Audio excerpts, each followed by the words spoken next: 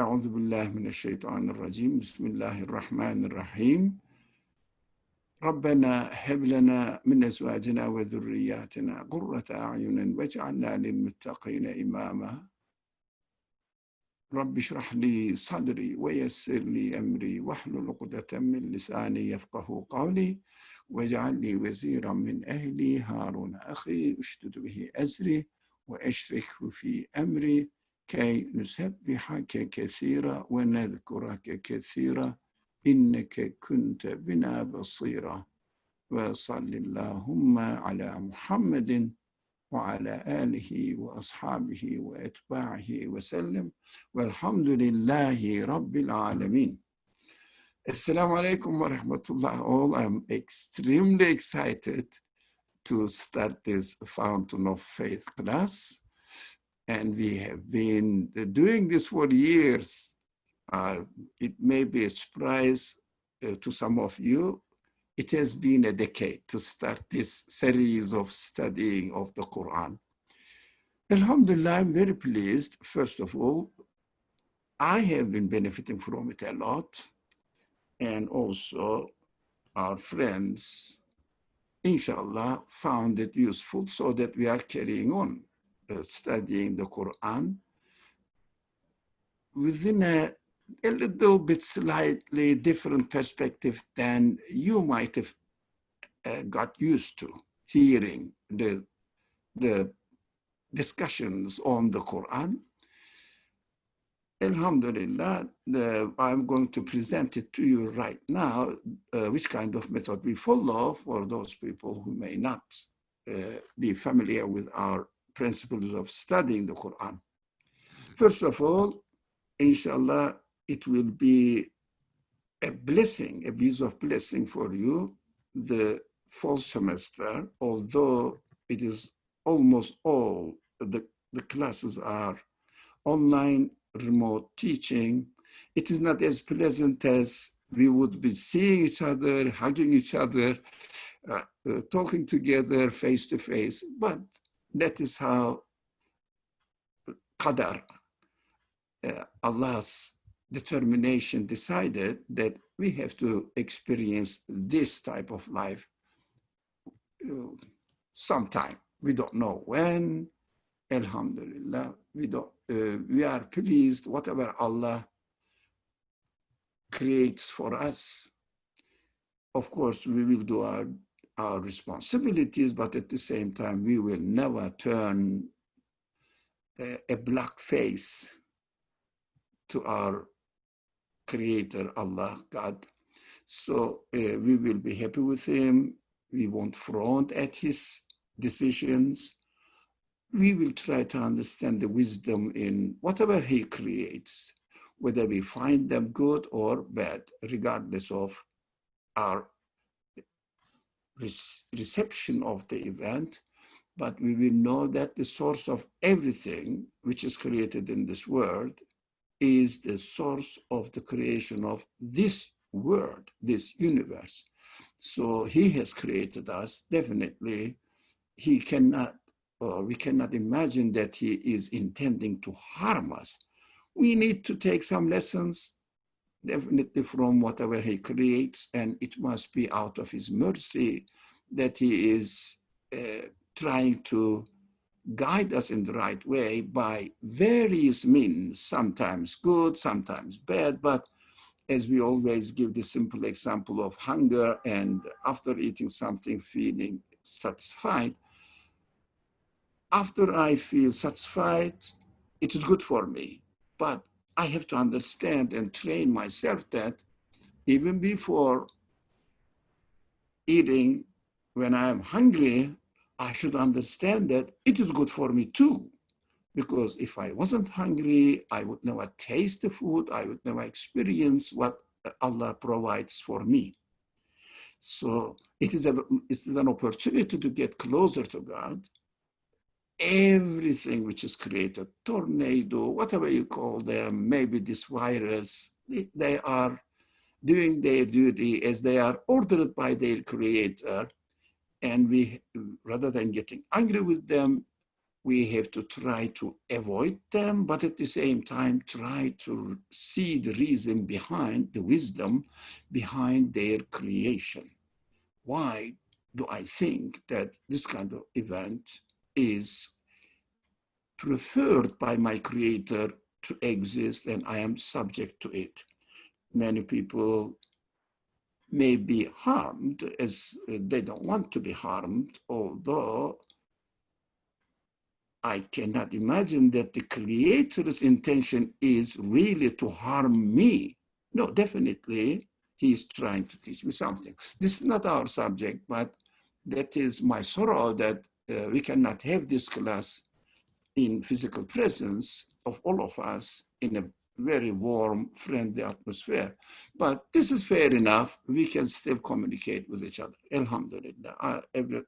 I would say, Alhamdulillah, ala kulli hal, whatever is created, whatever the position we are in, we have to thank Allah for this and try to benefit from it and use it as a means of getting closer to our creator, God, Allah. So we have been studying the stories of the prophets mentioned in the Quran for years. Lately, we studied the story of Abraham, and then we studied the story of Adam as explained in the Quran or described in the Quran.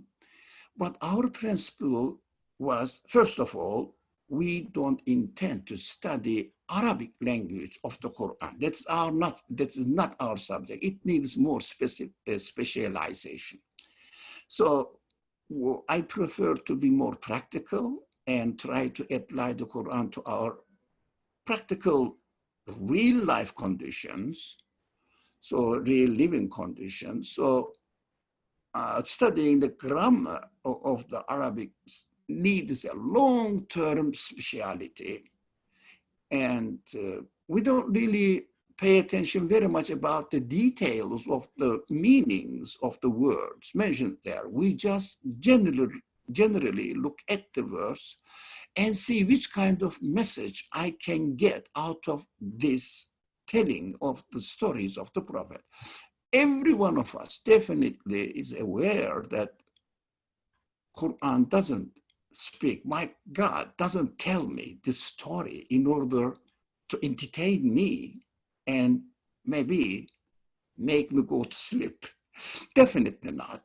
There must be definitely endless messages in them. Of course, no one can comprehend the speech of a one who is the creator of the universe. As he creates the universe, we know that his knowledge encompasses everything. That means his knowledge is infinite because everything includes time and space. So time-wise, space-wise, we understand that he has created the world, he has been creating the world knowingly, and he knows what will follow it because everything is perfectly adjusted for the future coming from its background from the past. So he knows everything. So when he speaks to me and tells me a story and never gives the detail of the historical background. For example, we are going to study Yunus now. Where was it? When was it? Which city was in? And then we will study the ship that he is going to board on it. And which kind of ship was it? Was it a commercial ship or passenger ship? Whatever, the ferry ship? No, nothing that. And these historical events are heavily studied by Torah scholars because we are very careful, and especially I am very conscious of studying the historical background as it is provided by Torah sources, which is called Israeliyat, the Jewish heritage. Not because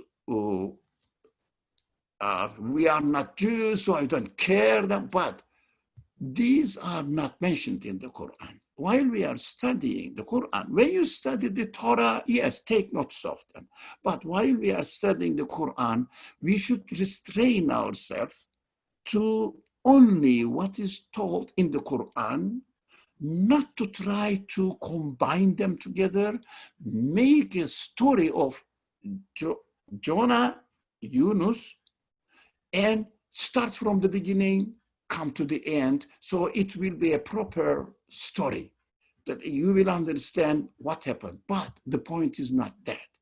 Quran, in a strange way, not in an accustomed way, it is unaccustomed way, that bits and parts of the story mentioned in one chapter, another chapter, scattered everywhere in the Quran, small points, sometimes repeated according to the context of the subject.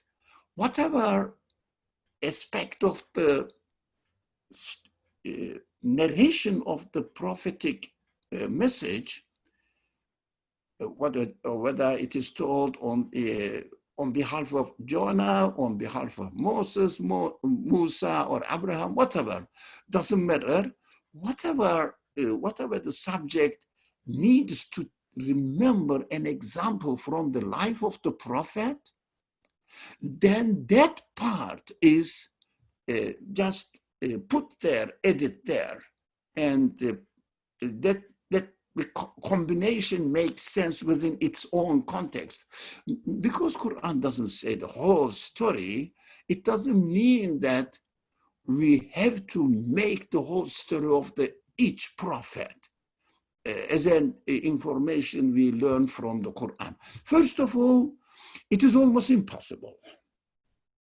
Moses has been mentioned in the Quran more than 60 times, everywhere, almost in every chapter you find, almost, of course, you find a piece of the story of Moses. Abraham is everywhere, Solomon is everywhere, Suleiman is everywhere. Noah is scattered much. Yunus' story is not that much, but we can get the gist of the message. They are all scattered. So we have to understand that there must be a purpose for it, and we should never try to make a story of a prophet as it is told in the Quran. If we do this, what we are going to do, the Quran mentions the life instances of the prophet point by point, not in a linear way. That is very important for all of us to notice, not in a linear way. From one point to another, from one point to another. You are expected to fill the gap if you are interested in the story of the prophet. But it is not wise to read the Quran in order to make a story of a prophet. But it is wise to read the Quran in order to understand for each point what corresponds to my practical living conditions. Each point must correspond to my practical living conditions. That is very important, essential to notice. That is why we should never try to fill up the gaps in the story of any prophet, because it is not the point.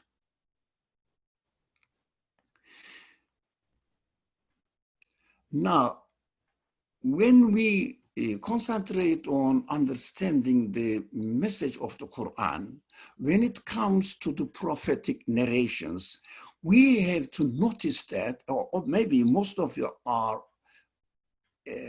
already aware of this, that every prophet is having a different adventure in their life. It means every prophetic story represents one type of society and the messenger and the conflict between them and the success or failure, whatever the prophet's trying to convey to them, and how the people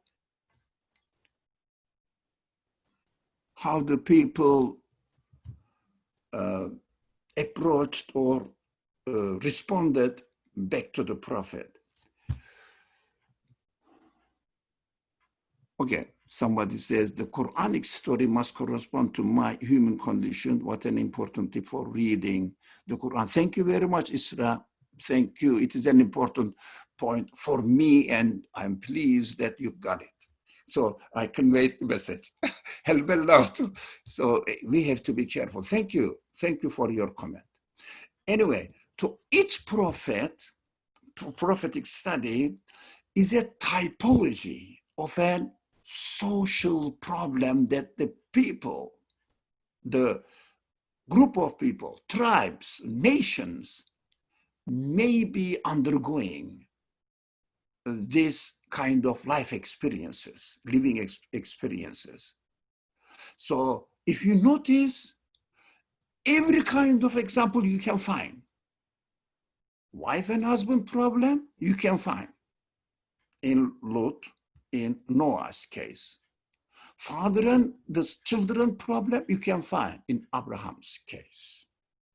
And again, you can find father of the children, father and the children, child of relationship, you can find it in Noah's story. You can find the relationship between humans' own experience and human beings' own evil commanding soul represented by Satan, Iblis. You can find it in the story of Adam. So Abraham's story represents us the relationship between two states. Two states means one is Abraham's country or dominion, if you like, domain, and the other is another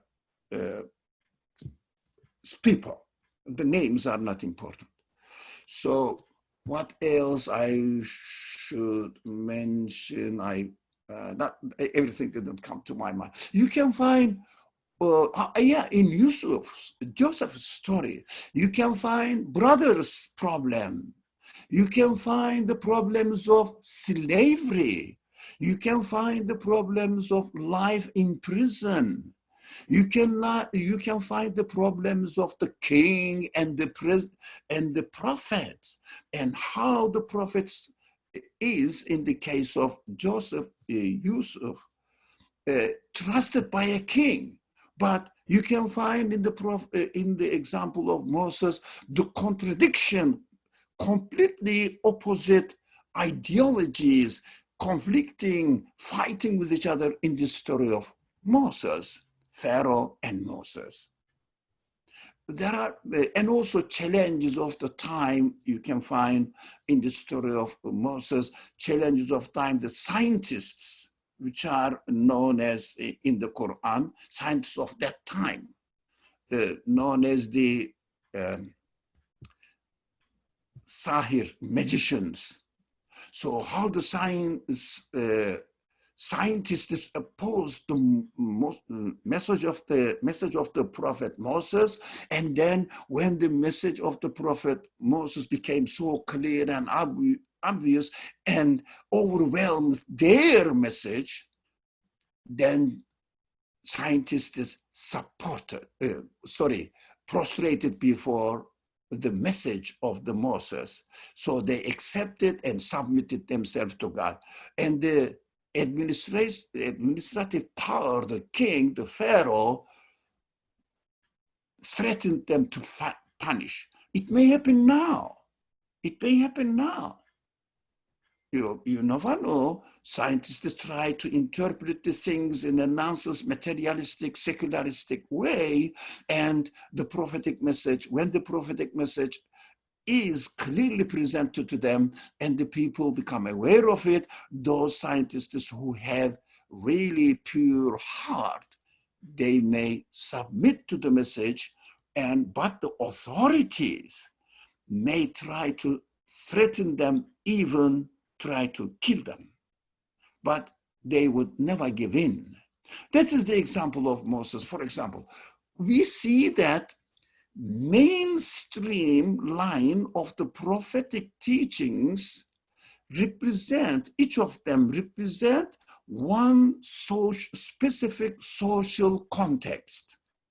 But on the other hand, within each story of the prophetic teachings in the Quran, we find the same problems in the social context, in state-wise context, nation-wise context, but each stage of the prophetic teaching may be an example for our own specific life conditions.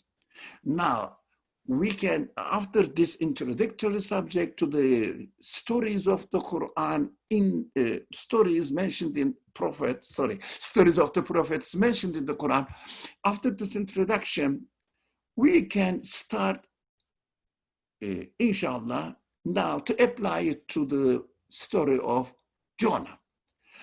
It is not very famous. The story of Abraham is very frequently mentioned among the scholars of the Quran, students of the Quran, and also Muslim community. The story of Yusuf is extremely widespread. It's not bad. No, it is excellent. Everything is excellent. No opposition. I am not saying, too many times it has been mentioned, that is enough. No. We need it. And the story of Moses, Abraham is mentioned all the time. Noah is somehow mentioned on various occasions, but not Jonah, Yunus. For example, we can compare within your own life experience by asking that how many times you have heard the story of Yusuf, and how many times you have heard the story of Jonah. As far as my experience tells me, Jonah's story is not many, but Joseph is everywhere, Moses is even more. So I'm not blaming, but I said very, very interesting point is being presented to us in the story of Yunus. What are they? If you lose yourself in the story, life story itself, what happened to Yunus? They call it in English Jonah, or in biblical language it is Jonah. So the majority of the people in America know it as Jonah. Muslims know it as Yunus. So some Jewish people call it Yunus. Yeah, anyways, doesn't matter. So Yunus. We will pay attention to the story, but beforehand, I would like to remind you that this story mainly concentrates on points one, sense of guilt. Keep it in your mind. Point two, extreme stress, depressions. Point three, repentance. Point four, deliverance from distress and taken care of by God, by Allah. Point five, he will be successful in his mission in the world with the grace of Allah. That is what I got, 5 points in this story. But the pivot of all this, the axis of all this story turns around repentance and acknowledging God's being merciful and acknowledging their own, the Jonah's own mistake.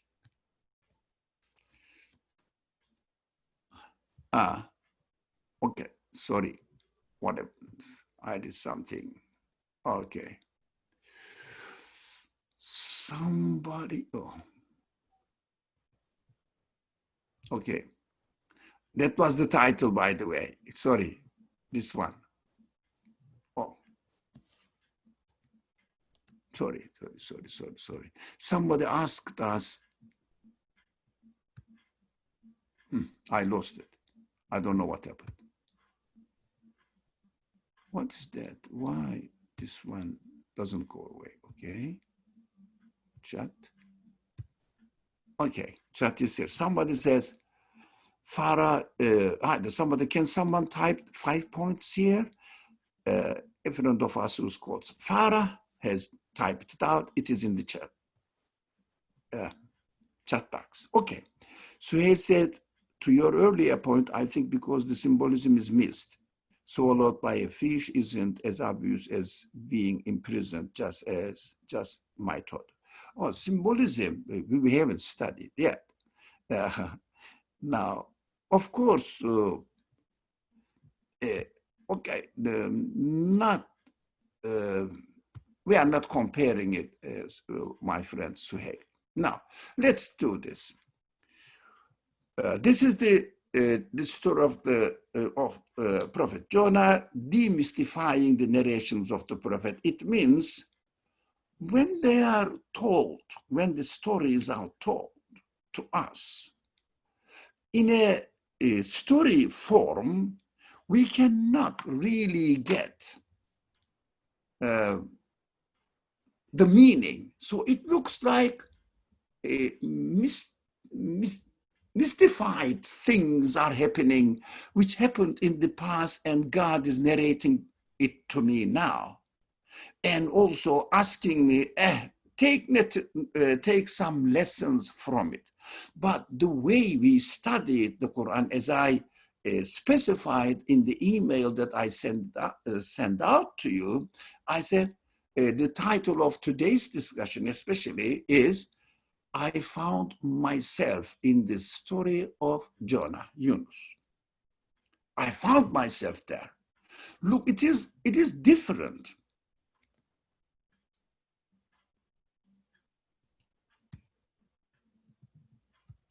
It is different to take a lesson from the story and to put yourself within the story. What do I mean by this? It is as far as I could find out from our scholars, which was very convincing for me, that taking the lesson from the story of a prophet is a general attitude among the scholarship. Now you see, if you run away, then you will be punished, and then God may forgive you and save you from the terrible situation that you suffered from. No, this is, to me, a way of externalizing the Quran to our real life living conditions. That is externalized. It means there was a person who's called Jonah. I've never seen him. I don't know what happened to him. It is an historical figure. No one knows. No historian has ever come across any trace of it. I don't know how to confirm whether such a being really existed. What shall I do with it? Come on, I am puzzled. It becomes a mysterious story, mysterious thing for us. But if you notice that while we are reading the Quran, we should bear in mind that Quran is the speech of the Creator. It says itself, I am the speech of your Creator. Oh, my Creator is speaking to me. Really? Yeah. But through a prophet, okay, but the Quran is infinite in its meaning. It is not time and space bound. Yes, it was revealed to a prophet, excuse me, whatever. It was revealed to a prophet who is called Muhammad alayhi salatu wasalam, the prophet Muhammad, messenger of God, at a time, that's correct, but it is the speech of the creator of the universe who speaks out of his infinite knowledge, absolute knowledge, who knows the past and the present at the same time. Absolute means encompasses all past, present, and the future at the same time. So when he speaks to the prophet and says, convey this message to the people with no limitations all over the world, as much as they are ready to listen to you, they will benefit from it. That's excellent.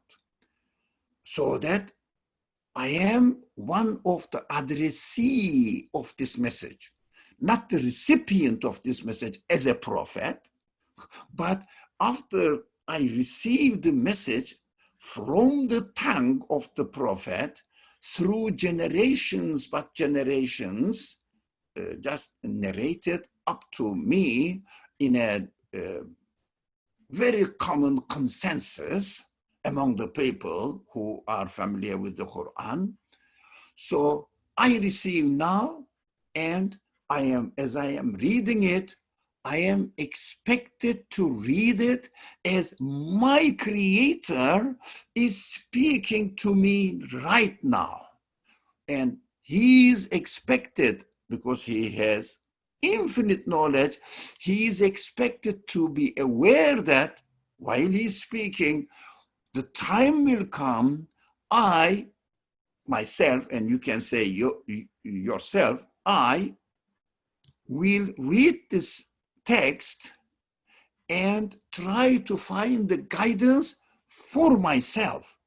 So the Creator is speaking to me right now, personally, specifically related to my living conditions. It means, as far as I am concerned, let's put it in this way, it is a little bit unaccustomed way, non-conventional way of looking at the stories. That's why I found it a bit hard to digest. I need to repeat it with different words over and over again. Now, when I read the Quran, I am sure that the speaker in the Quran is speaking to me, knowing that I am going to read it with the expectation that I am going to receive guidance for my real life practices, for my mind, how to think, for my heart, how to feel, for my body, how to put it into action. He must know it because he's my Creator. When he speaks to me, as long as the text is not corrupted, the text remains and encompasses God's, who is the speaker of the speaker in the Quran. God's aware of myself, my need, and it is a response to me now. So I will receive the text in the narration of the generations from the prophet, but when it comes to me, I am reading the absolute knowledge of God's speech, spoken verbal form, so that I will apply it to my real life conditions. Now, this is beautiful. Why? The difference is between reading the stories of the Quran in order to take a lesson and reading the stories of the Quran to find yourself in it. It means we are human beings. Let's not talk about Jonah's example now. We will talk because we will talk soon, inshallah, but we will talk about Moses and Pharaoh. Now, Moses, as far as I'm concerned, I'm not denying that such event didn't happen. None of my business. Why should I deny? God is saying it, it must happen. If I understand that God is not the one who cheats me, but why does God narrate this event only to the points that I am interested in? I need to learn and find myself in it. So I understand that Moses represents my conscience, my spirit, which gets the pure truth from my creator and represents the truth from my creator. My spirit is pure. But at the same time, there is a story of Pharaoh, there is a story of Qarun, whatever. Oh, these are the samples representing my egoistic ambitions, caprices, and not trying not to submit myself to the Creator, which is my egoistic side. I found myself in this story. Sometimes my attention is drawn to the position of Moses so that I will listen to my spirit as it is described in the example of Moses. I will find myself in this example. Look, it is not like taking the lesson from it. No, putting yourself in it. Now I am playing the role of Moses in my life. I am not the prophet Moses, of course, but I am playing the role of Moses in my life as far as my life is concerned. On the other hand, when it comes to Pharaoh, I will find my ego, my egoistic desires representing Pharaoh's attitude and presenting them, whispering it to me. So I am now very careful what the egoistic side of me is inspiring to me and how wrong and horrible it is in the example of Pharaoh's rejection of Moses's message. So I will find myself in it now.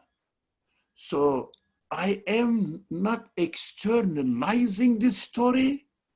On the contrary, I am internalizing the story. I am internalizing it and finding myself in it as if God is telling me that, look, I am speaking to you, to your spirit side, which is breathed into from my spirit.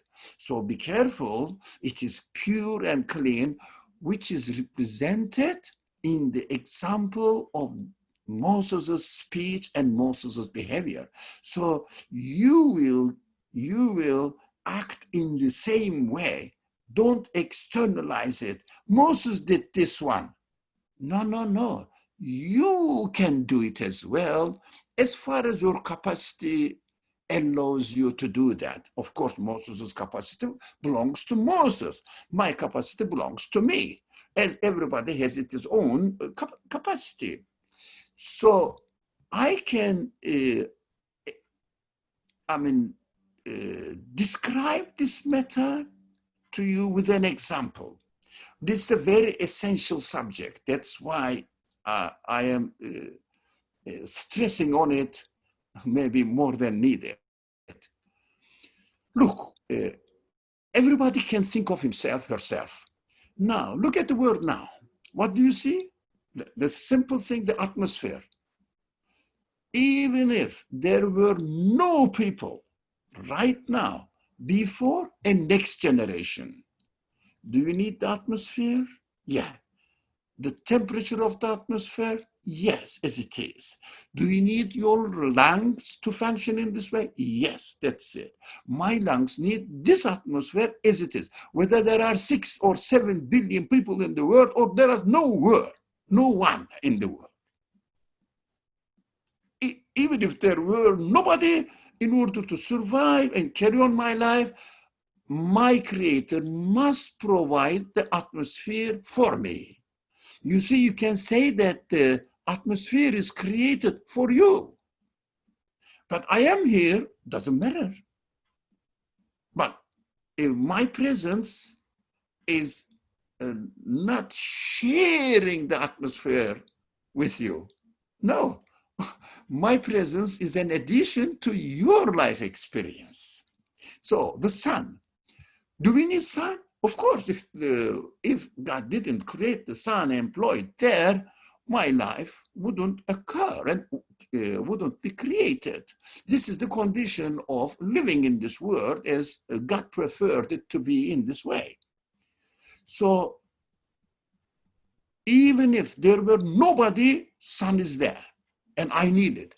The distance, the size of the sun, the energy comes, the light beams comes, everything must be, whether there are 7 billion people or 7 trillion people, regardless, in the past, in the future, I need the sun for me. So these are the examples that we can extend. The gravity, we need the same. The sky, we need the same. The vegetations, the forests, every individual need in the same way.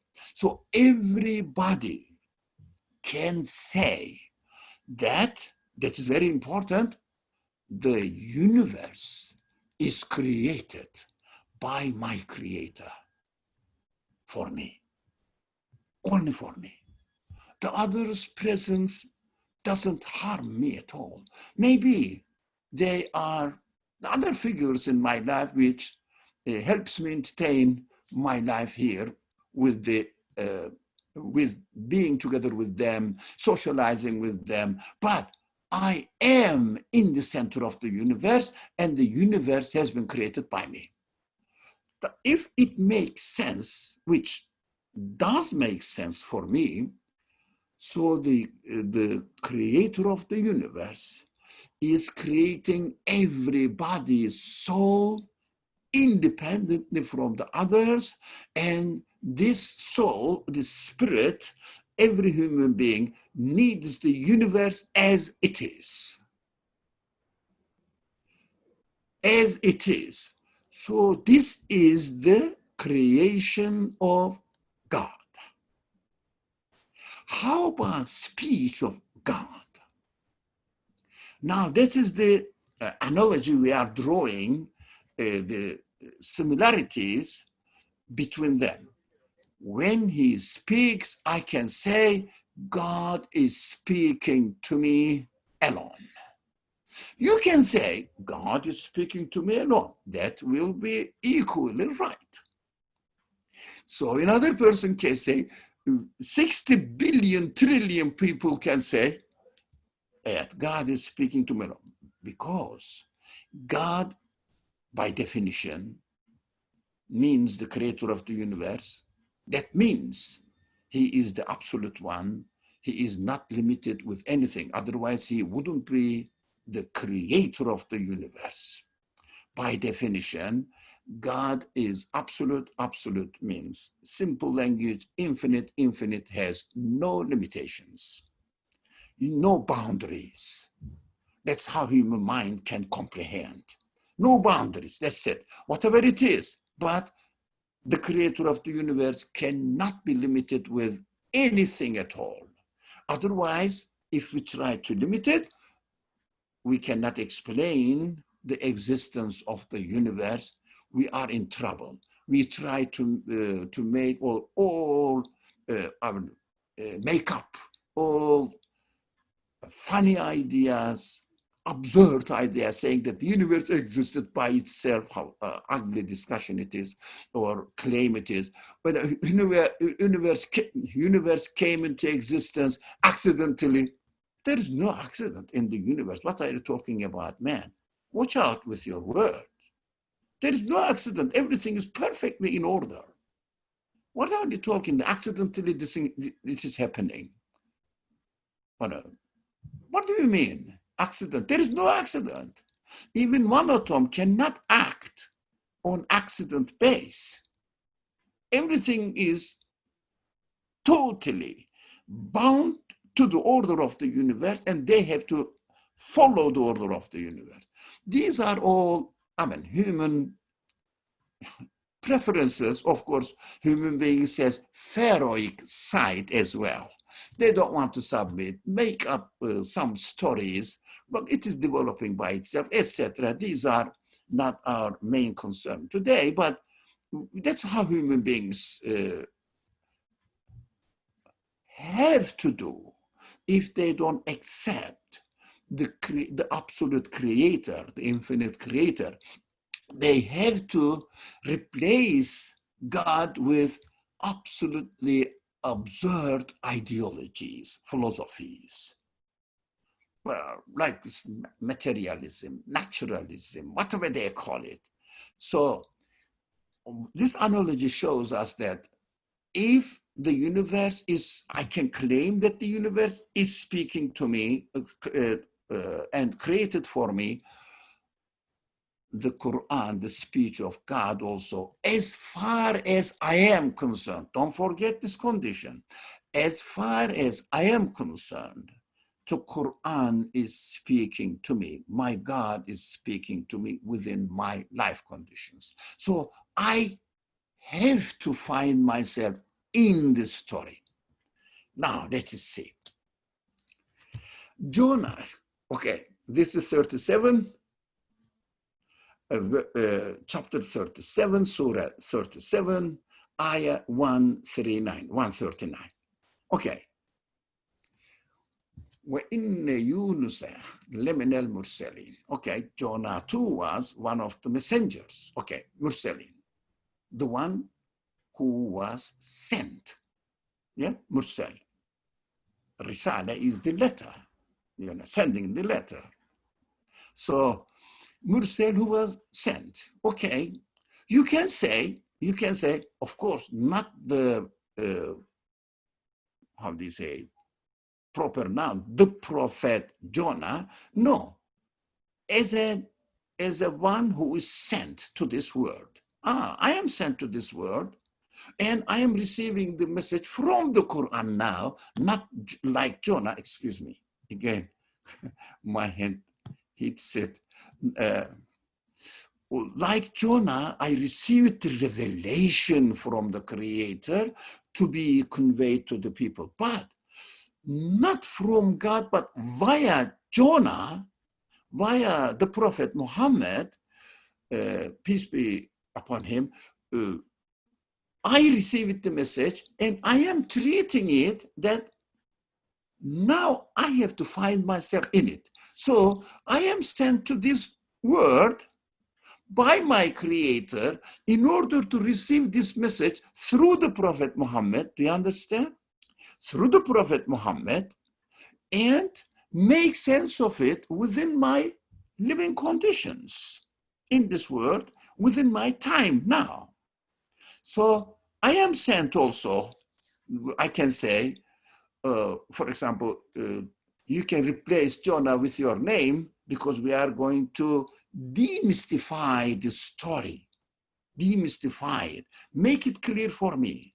So my name is Ali. I said Ali too was one of the ones who were sent to this world. Yes, I am sent as a human being to receive the message through the prophet. Okay, I received it. Now there is one specific name mentioned here, or it means a specific social context, and is going to be taught, and I'm going to be taught within a specific social context, and in details, I'll find my own self in my own realities of my own life. Now, verse 40 says, إِذْ أَبَقَ إِلَى الْفُلْكِ الْمَشْحُونِ. It's a very short discussion. He fled to the overloaded ship. It is interesting, the word abaka, fled means, in its own context, fleeing from one's master.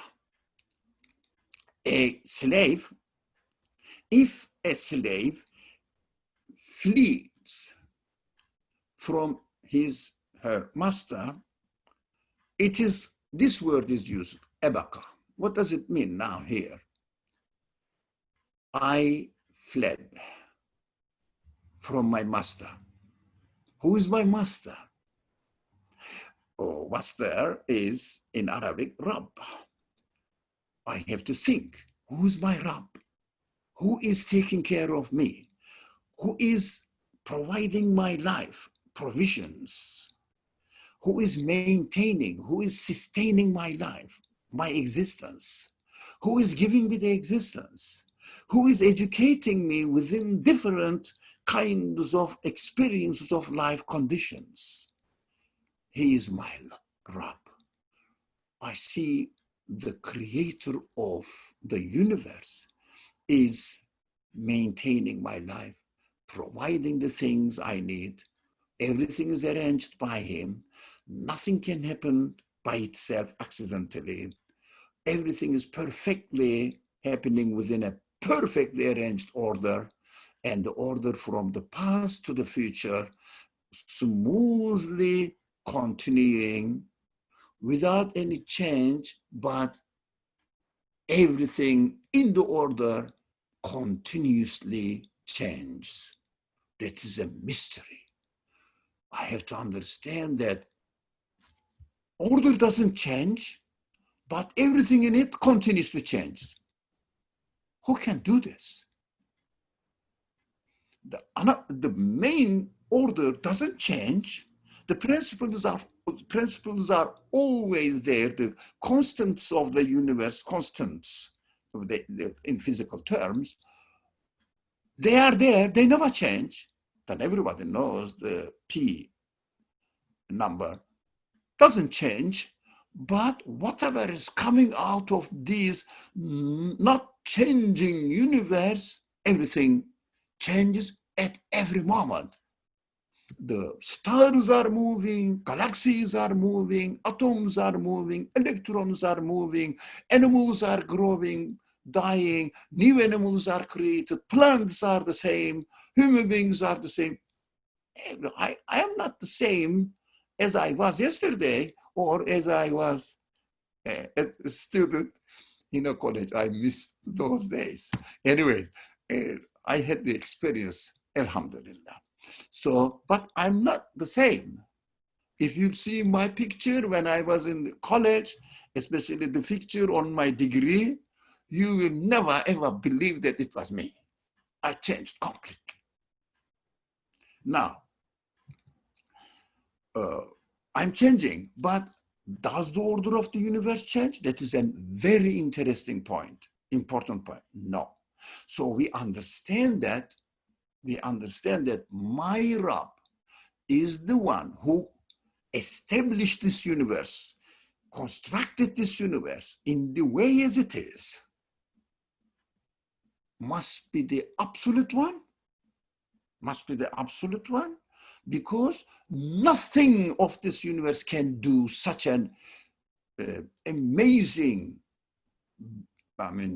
mesmerizing creation of the universe, contradictory with each other, continues to change, but constant, never change. What does it mean? That is how the universe is. It is not a work of an ordinary creature. It is the work of the absolute infinite being. So this is my Lord. So is abaka, when he fled. It means when I ran away from my master. Oh, did I? My existence belongs to him, but through my free will, through my awareness, through my consciousness, most of my time is away from my creator. I have no conscious of it. I'm lost. I have lost myself in this world. Oh, I just don't remember that I am being created right now, and I am in the presence of my creator right now. I have to bear in mind, I have to be conscious of the presence of my creator right now, and most of the time I get lost in the worldly affairs and forget about the creator, forget about my own createdness, forget about that my creator is making me now. I find most of the parts of my life is fleeting away from my Lord. Where do I go? I go إلى الفلك المشحون, to the overloaded ship. Overloaded with what? With the people like me. So we are floating on the sea, and we are not sure what will happen to us because it is on the sea floating. Even we are on the land, on a certain territory, still we are not sure, but in the sea, human experience tells us that even it is more privileged, dangerous.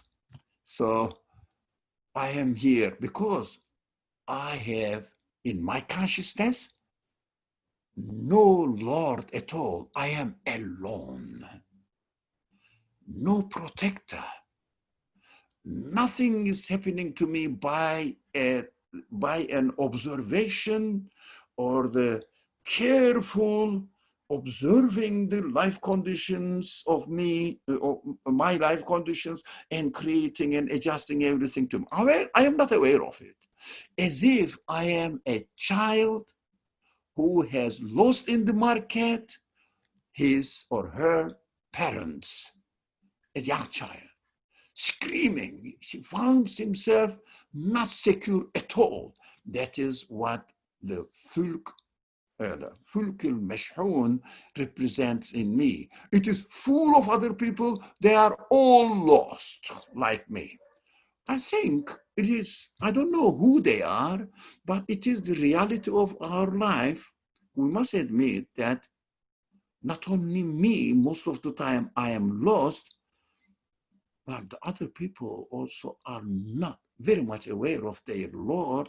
They have already escaped from the presence of their Creator, and they are living alone and trying to take care of their life as if they created themselves. They are sustaining their own life. They are going to create the food they need. They are going to create the air they need, as if they are trying to really sustain their life by themselves, rather than asking the Creator to sustain their life. So whoever is in this position, he can put himself in the position of Yunus right now. I am in this society. Most of the people are lost. Most of them are all fled to the overloaded ship, uncertain where it is going. When they are going to land on a secure shore? No one knows. So of course, sea represents turbulence. Sea represents not knowing what the future will bring to them. Everybody, for example, let me speak on my behalf, if I forget about myself and forget about my creator and the relationship between me and my creator and lose myself in this world, I always bear the burden of guaranteeing my future, guaranteeing my life conditions. I am in a ship, uncertain from many aspects. Uncertain from many aspects. I don't know where I am.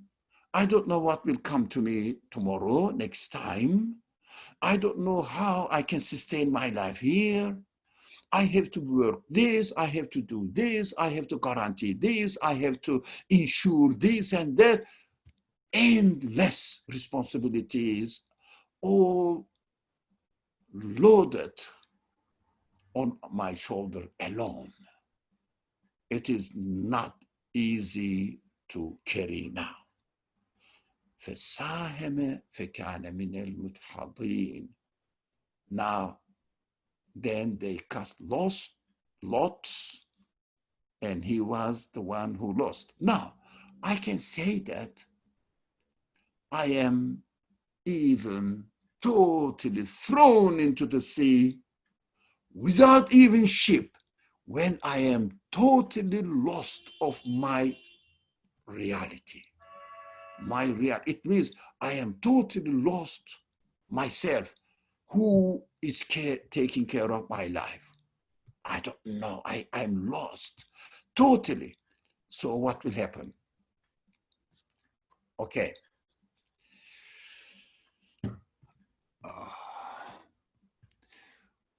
Let's stop here. The time is up. I must start in time, and I must, but with the flexibility of plus and minus 10 minutes sometimes, stop in time. Now we have to understand that we are the one every one of us is the lost one. It means I lost it. So I became one of those people, if you like, who are the loser. Why?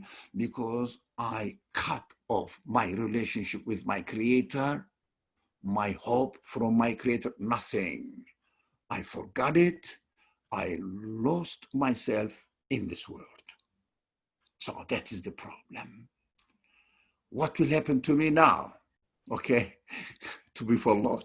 So inshallah, we will start next Wednesday at 4 o'clock from the verse 37, chapter 37, verse 142, inshallah. So what will happen to us when we totally cut off our connection with the Creator? Can you imagine now? No connection at all. You are in a dark room, and there was a flicking light, a little bit light connected to the energy production center or central and energy central. And now you cut off the relationship completely with the power center, and your small lamp was giving a little bit light is also lost. Like this, you are totally in despair. Of course, we will study what this guilt, sense of guilt, how harmful it is. So inshallah, I will try to cover this subject next Wednesday, and also despair. Or how can we get out of despair? It means salvation. How the salvation is possible, we will see it. So just I will leave you at this stage with the Yunus's story that he is thrown into the sea now. He is totally cut off his relationship with the Creator. because it doesn't mean that in the prophet denied God. No, no, no. Example. This is how human spirit, human psychological situation feels it. That is a psychological situation. Can you imagine? There is no creator. Your life is accidental. You have to take care of everything. You have to guarantee your future. There is no one who is going to take care of you.